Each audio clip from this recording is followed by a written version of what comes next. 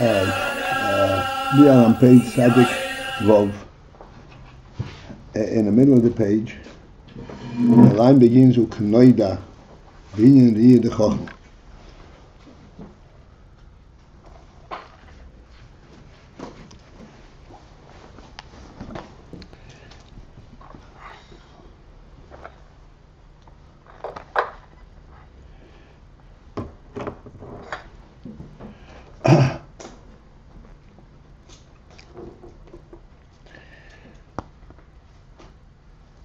The chochma means sighting that is the property of chochma. Sight,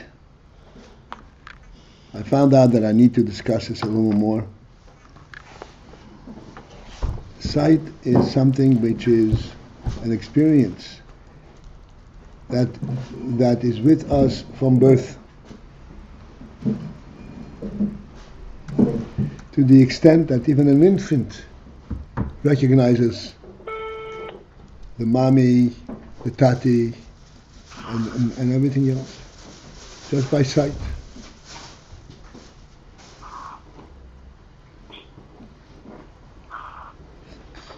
And Begashmi, sight is representative of what is called chochma. Chochma obviously refers to recognizing a higher and supreme truth or spirituality. Nonetheless, there's a similarity.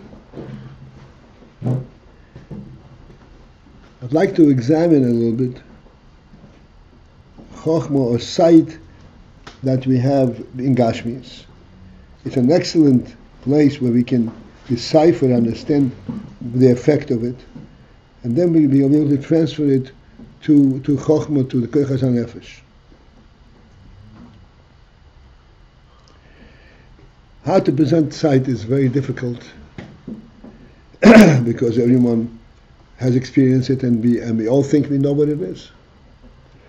We know all its ramifications. Therefore, you have to really dig in and see what's special about it. In order to bring out its effect.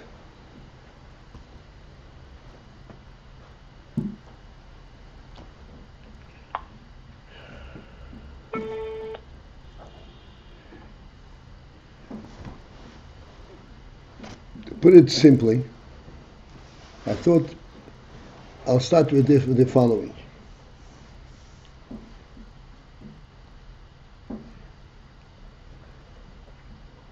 You see a table standing. You will try to understand what's this table doing over here. Is it really belong here? Is this a dining room, a living room, a classroom, whatever it is? You will try to decipher all kinds of inferences and implications from the presence of the table. But seeing the table will not elicit a very primary question. How does it stand? What makes it stand?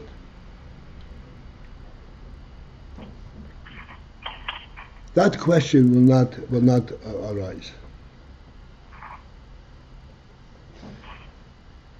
And now we have to think into what is the reason that sight does not elicit that path of thought. How would it stand? We're only concerned about what it's about, what it stands for. But how does it in fact accomplish its task? We don't ask questions.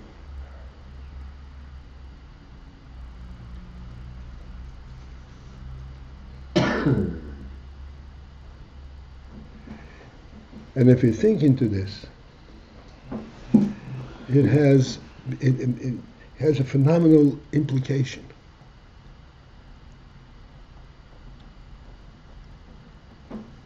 Even if we see something wondrous,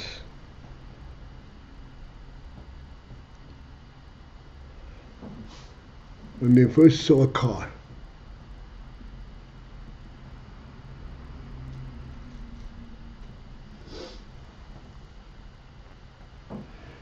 we wanted to know what it's about, not how does it work.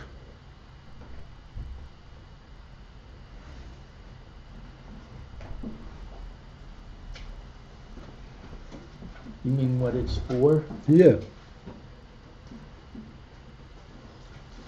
What it's for, what is it, how does it come into human experience, in the human world?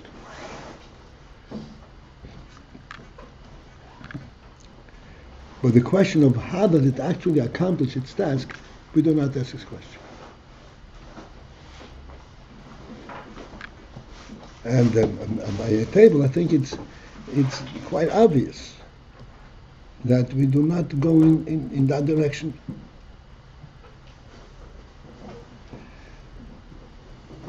This is extremely revealing, and we ought to really examine our own thinking. This is a very intelligent thought. But what is it? What is it?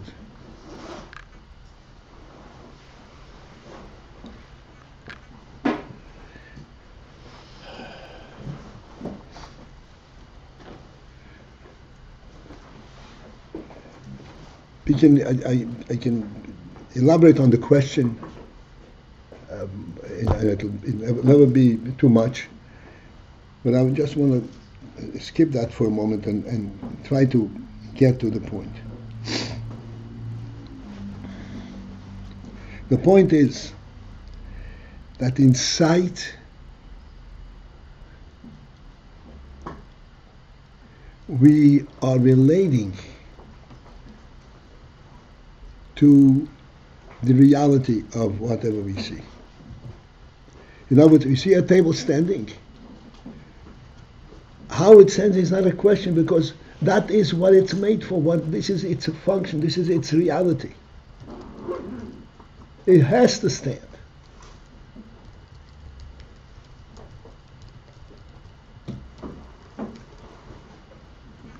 In conception, it's standing. Before it was put together, it was standing.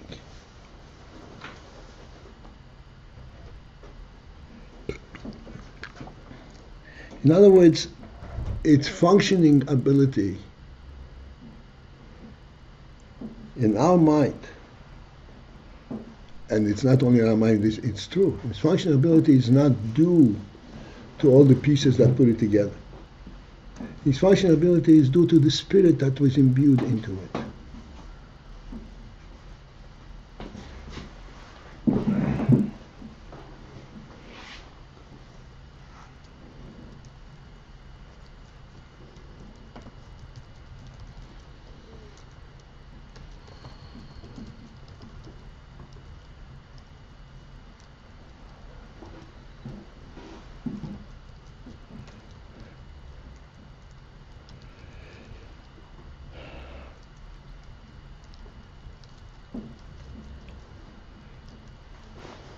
We have to, I'm going to step away from this for a moment and bring to the forefront, to the cognizance, a fundamental truth, fundamental reality in our world and in us and in our orientation.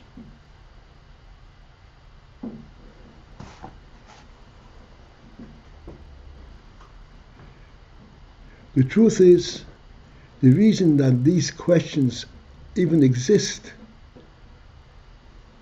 is due to the fact that we are, and this is actually coming from the left side, from Klippe. If we were to be aware all the time with full clarity and full personal orientation, that the world is a divine creation,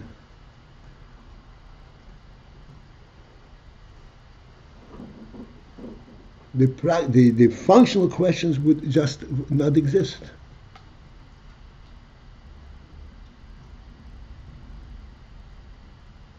It represents a divine creation. It has a spirit, a divine spirit to stand.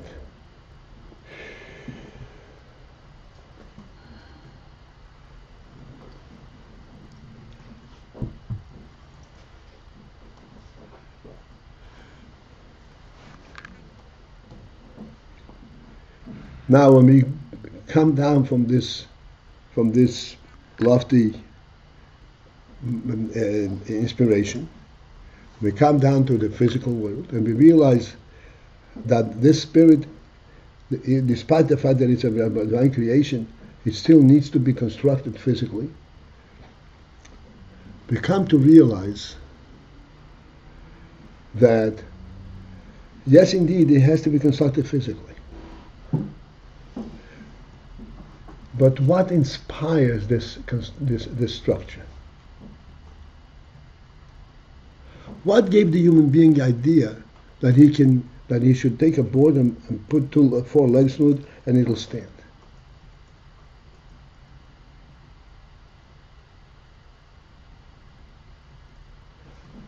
So we discussed this many times.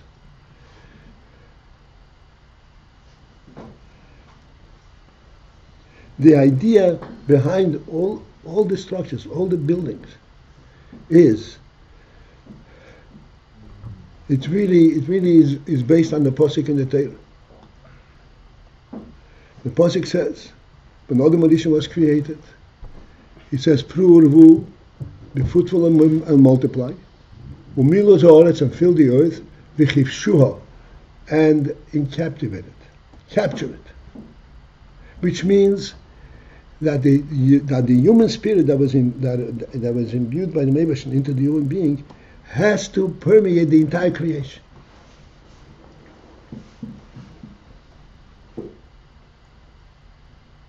It is this spirit that says anything that is humanly useful, that is supportive of the human function in the world, it should be there, can be there.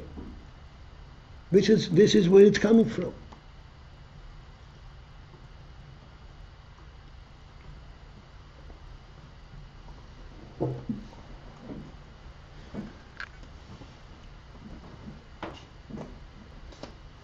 Today we have the Empire State Building,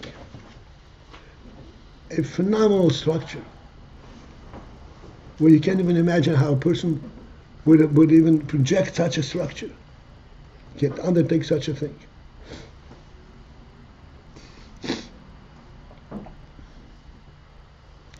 The Empire State Building was built by brick, and it stands. Pardon me, and it stands because it has, of course, there's natural beams that hold it up, and then there are bricks, brick upon brick, and this is how it stands. But surely everyone understands that the concept of building an Empire State Building was not born of the fact that I saw a whole bunch of bricks lying one on top of the other. Oh, you can build an Empire State Building. Absolutely not. It was conceptualized from a human spirit perspective.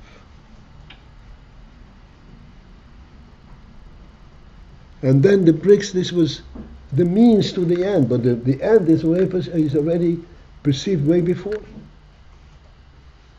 And that is what inspired, and this is how it was designed, and this is what it represents. When we see the Empire State Building, our question is, how does it stand? No.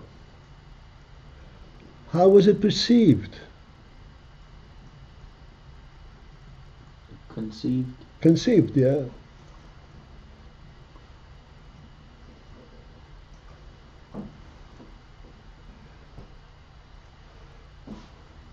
We see in it, so to speak, the audacity of the human spirit rather than the ability of bricks lying on top of each other.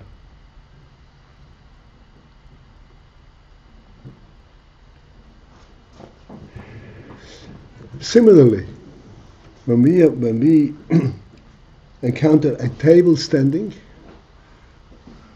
we do not have a question what makes the table stand. It's a human spirit that makes it stand. It has to stand. It was conceptualized to stand before even the means by which it can be made to stand was found.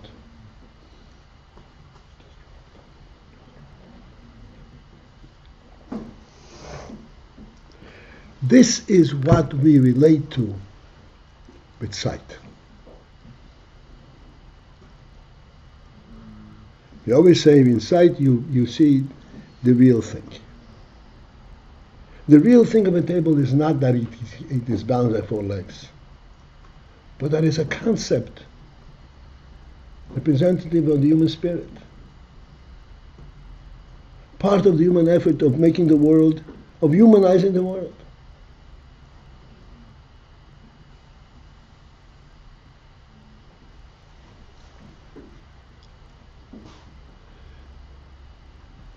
This is Chokhmah. This is sight, and in a physical one, and this is Chokhmah in the spiritual arena. Chokhmah is where we perceive, where we recognize the truth of a certain, the fundamental truth of a certain thought, which does not need to be substantiated. Of course, that's the way it should be.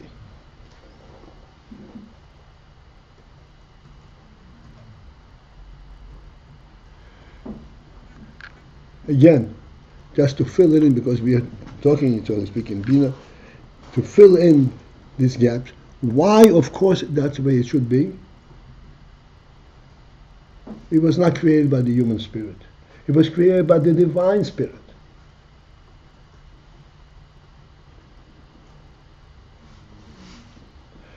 It is God who put that spirit into the human being and told him, you own the world.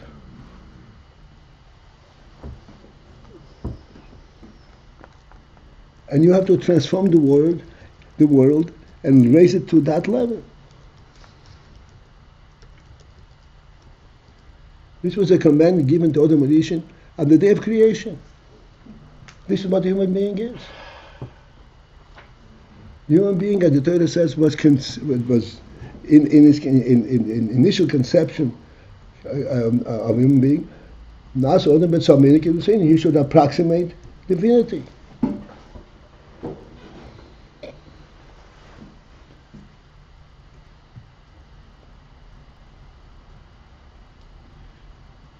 And our thoughts have been contaminated and perverted by the stupidity and idiocy that has pervaded the human thought. There's a similarity between a human being and an animal. There is none.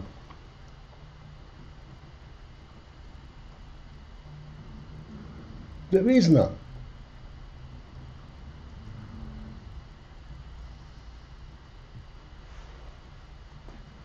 And the Torah clearly states, animals were created by nothingness. Let them be animals, let them be vegetation and so forth. Ultimately, the human being was created with Tirkabot, maybe in his own hands.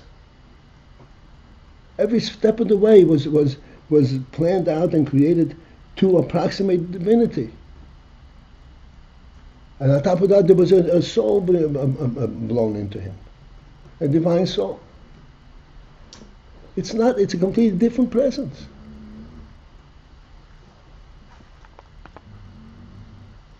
There's nothing inadvertent in the human being.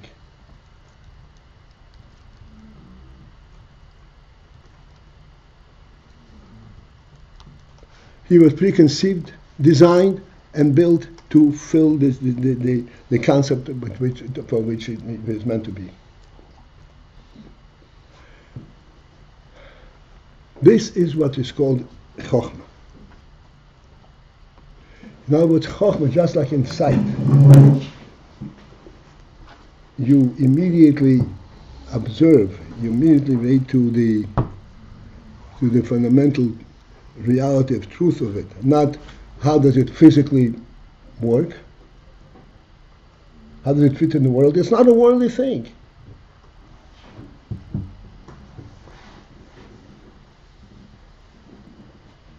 Even on the physical level, we can recognize that immediately the spirit of what that the table represents, rather than the physical structure. Certainly on the spiritual level, when you talk about koichas nefesh, we're talking about intelligence or midas. These are koichas nefesh, living koichas that were imbued in the nefesh ha'odam by the Creator.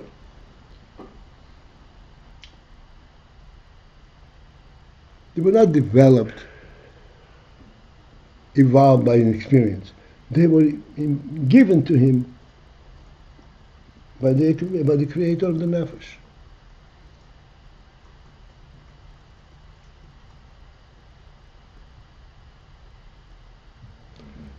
And then, of course, it comes down to a lower and a structural level, so that it has a place in the world.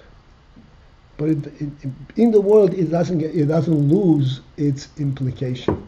As we always say, this is, I think maybe it's the best way of illustrating this principle. The first day of creation, there was light. The Rebbe said, "Let there be light," and there was light. There was no question how there is light. And the Rebbe said there should be light. There is light. But this light, yes, there's no question. But the Rebbe wants that the light should be within world orientation or world context. For that reason, he created the luminaries on the fourth day. And, so to speak, hid the miraculous phenomena of daylight in the luminary,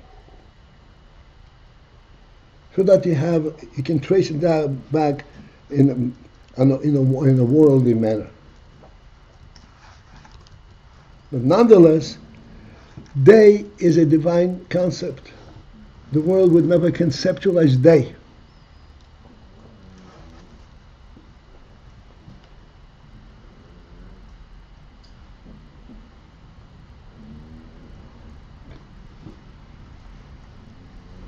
Day is not just a lot of light. It's a creation in and of itself. I always point out an interesting thing in the Torah, where Adam Arishim was entrusted and been given the task of naming all the creatures. And the Torah says that he actually named them correctly. This which Adam Arishim named, that's a correct name, that's his name. But he was given the task to name Nefesh Chaya. He was not given the task to name day and night, or the dry land and the seas, the high seas. The Rebbe himself named them. Why? Why didn't, just as Adam Arishim was entrusted to name the elephant, he should be able to name the day and night? He says no. The elephant, Adam Arishim, is capable of identifying and giving it a name. Day and night is beyond his capacity to name.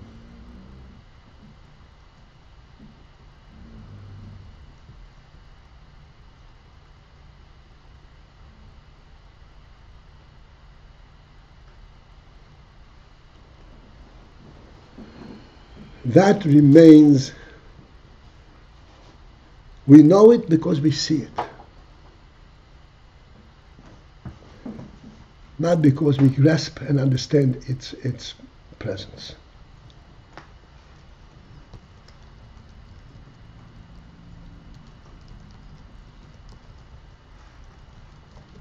This is what's called Chochmah.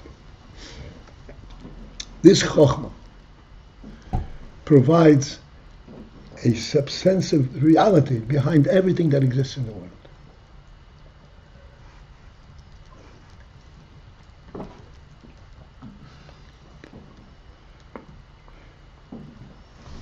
Having this Chokhmah, one can then start deciphering, in fact, how does a table stand?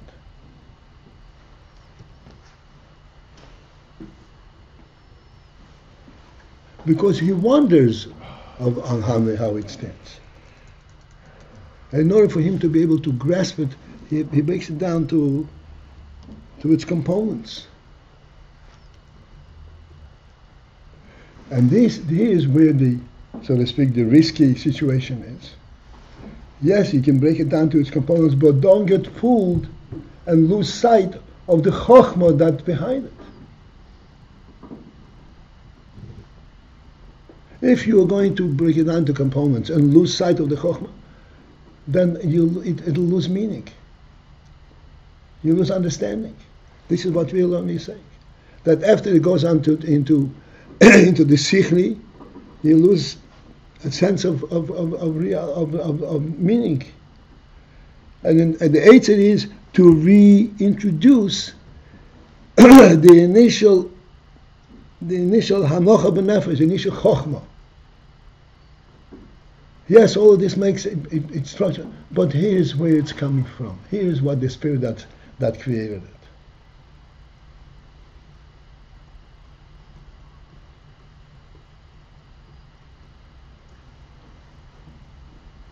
This is what we're learning.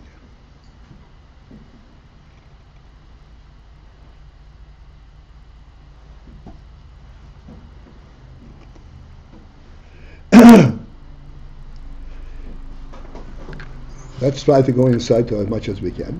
I said it's in the middle of the page, the line starts with uchenodah. Uchenodah be'inari de chokhmah. As is known with respect to the inner ear of Chokhmah, the sight of Chokhmah. I don't know if you've oriented. We were talking about something akin, similar to the Chokhmah, but not Chokhmah per se. We were talking about the Hanocha of the Nefesh. Hanocha of the Nefesh has a similarity to the Yid Chokhmah, but it's not at its caliber. And this is what we're going to see now. Hanocha b'nefesh, that is something which is known from the perspective of its truth. This is hanocha b'nefesh, this is how it should be. I'm not questioning how does it work. And when I find out how it works, that does not explain to me what it is. It is that which the nefesh tells me it is.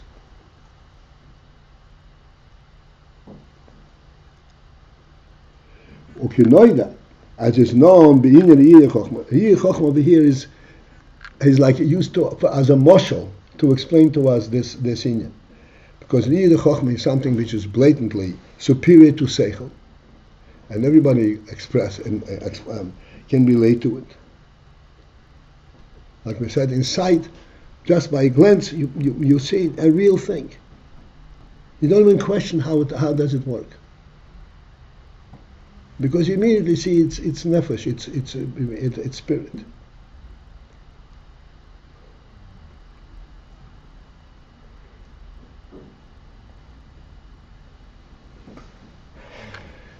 Let me elaborate on this a little bit more.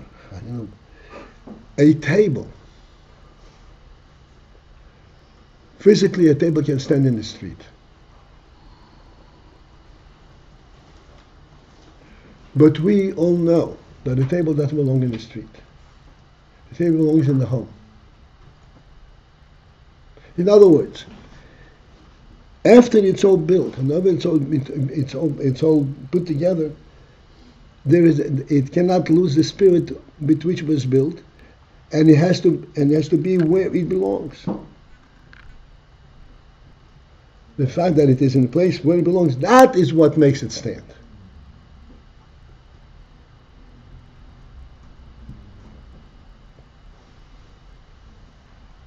We always pointed out that if a table breaks,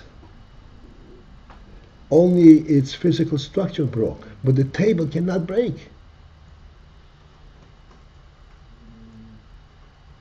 So if its physical structure is broken, you fix it or replace it, because the home has to have a table.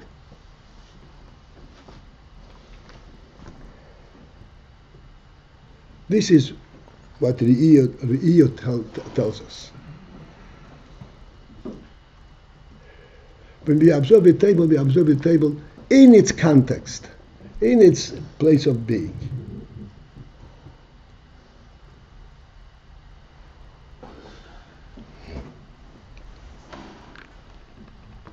This is what he says. In Riyah de Chochma Shemeir Bozeh, wherein this Riyah de Chochma shines through, Etzem Hoyinya, the essence of the Inyan, meaning the initial concept, Shelamayla mehasogo lagamri, that which is completely above hasogo or conceptualization, or understanding, grasping.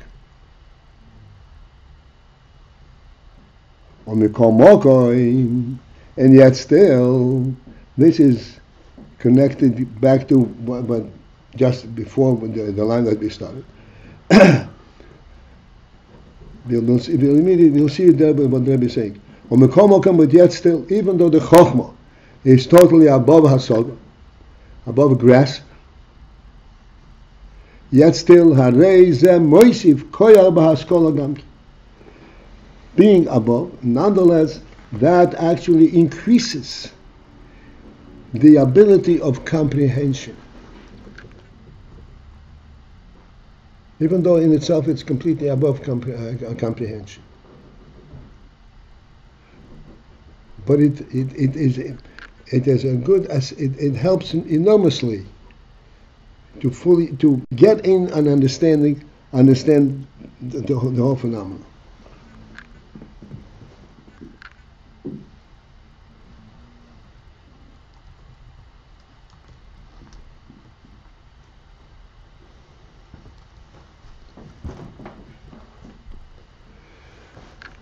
It is instrumental. Chochmah is an instrumental to bring about that there should be ribui nivius haskola b'yisur. Ribui, an increase, and over beyond limit. Nivius haskola, flowing of the haskola of conceptualization b'yisur. It opens up the floodgates of in the intellect. Even though this itself is above understanding, but it enhances the understanding. It actually brings out all the details of the understanding.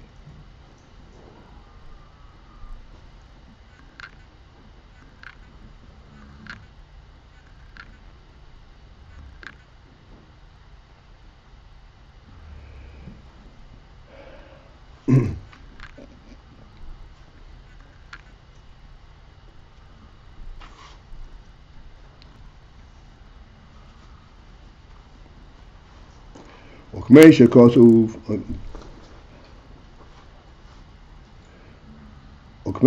Pri Chaim, and as it says in Pri Chaim b'ho Arizal, it relates an occurrence with the Arizal. Shebeshinas Saharayin the Shabbos Kodesh. The Arizal had a midday nap on Shabbos.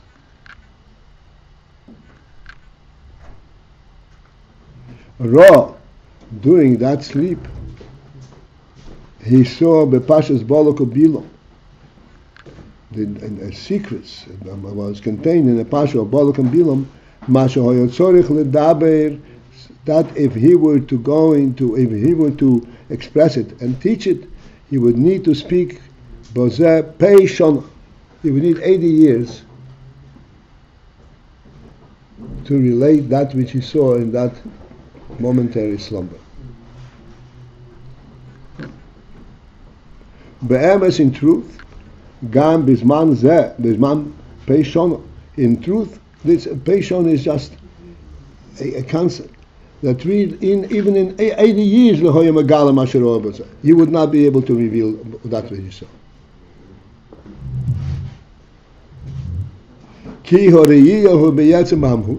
Because the sighting is goes directly to the etzem hamhus, to the essence, essential reality itself.